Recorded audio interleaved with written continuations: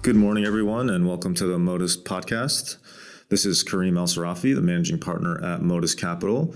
So today we're going to talk about putting together a board.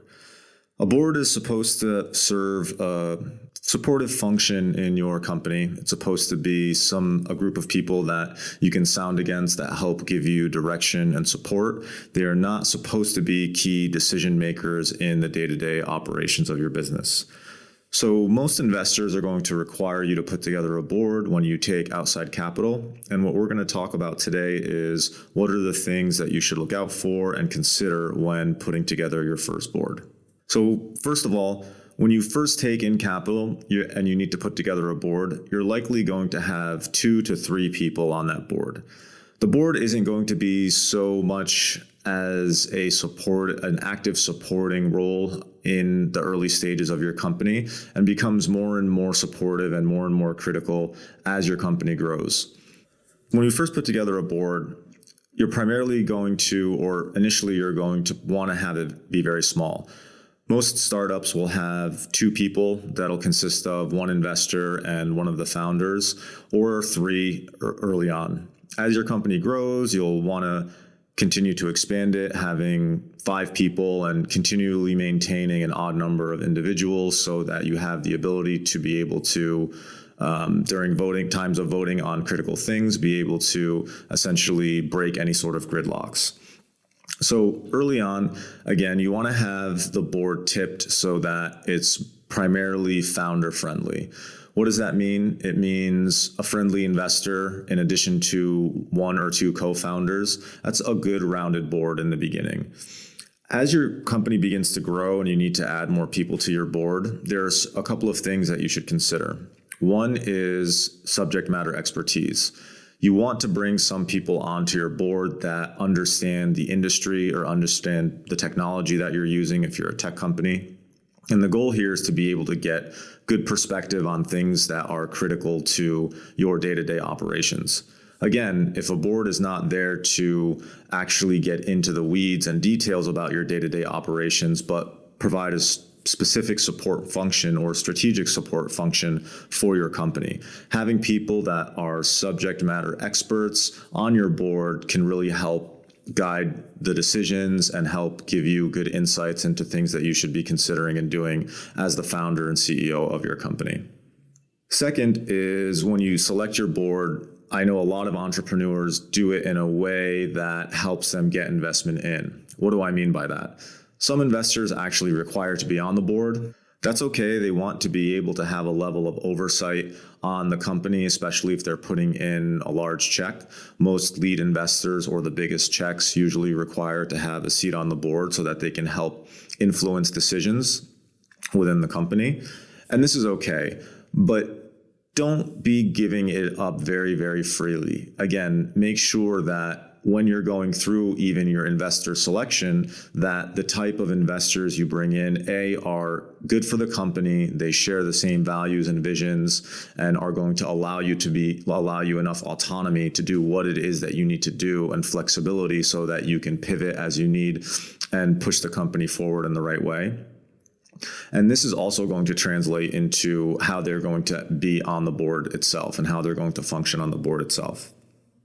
Another important point that I want to differentiate is between a executive board, which is the board that actually meets with the CEO, as we've been discussing, and advisory board. These are 2 very, very different roles. One is actually documented within the company. They actually participate in voting on specific items related to the company, and the other is more in an advisory capacity. So let's touch a little bit on an advisory board. Advisory boards are also extremely strategic and can provide even more value than an executive board. When thinking about your advisory board, you want to be able to incentivize an advisor with economics, right? You want to keep them engaged. You want to be able to incentivize them and give them some sort of upside. But you don't need to give them a big chunk of your equity. Something small between 0.5 to 1% and 2% is usually sufficient, depending on the type of value that they can bring. It's important to incentivize them, because what you're going to want to do is you're going to want to attach milestones and deliverables to them and to what they're going to actually be providing for that equity, just like any other employee. Now, when selecting an advisory board, there's a couple of things that I recommend. First, find somebody who is in the actual industry that you are operating in. So if you are a SaaS company and you provide a B2B SaaS solution, try to find somebody who is very senior that may be worked at Salesforce or Microsoft or another big software company. And this one will help you get insights into the industry. It also helps you to overcome some possible growth pains by seeing how it is that they've handled similar situations, again, whether it be growth or otherwise. But it's really, really critical to have somebody very senior, somebody who's been around for a while, give you some good, strong perspective in an advisory capacity.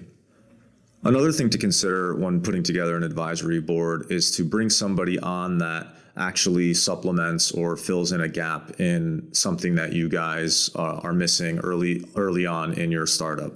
So for example, if the CEO is doing business development and you don't have a sales team yet, it might be a good idea to bring somebody on your board that can help with a sales process, help organize and structure a sales team or a sales structure within your organization.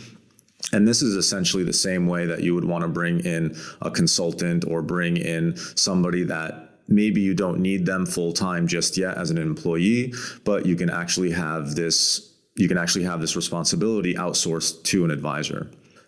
So the last thing that I like to recommend to startup founders is also have somebody on your board that may be able to help with some sort of liquidity event. What do I mean? I mean, bring on somebody who may be a senior executive at a company that you think may someday purchase your startup. So this is something that some founders do strategically. You know, they say they know that they're building a piece of software. This software targets a specific industry, and this senior advisory board member may work for a company that might find that market or that segment attractive as part of their expansion plans. So what you do is you're actually planting the seed for a potential future acquisition or collaboration. I've seen a lot of founders do this in the past with a lot of success, so I would definitely consider that when putting together your advisory board. That's all we have for today. I hope you found this insightful. Please make sure to follow our social media, Modus Capital on Facebook and Instagram, Twitter as well, and we will talk to you again soon. Thanks a lot.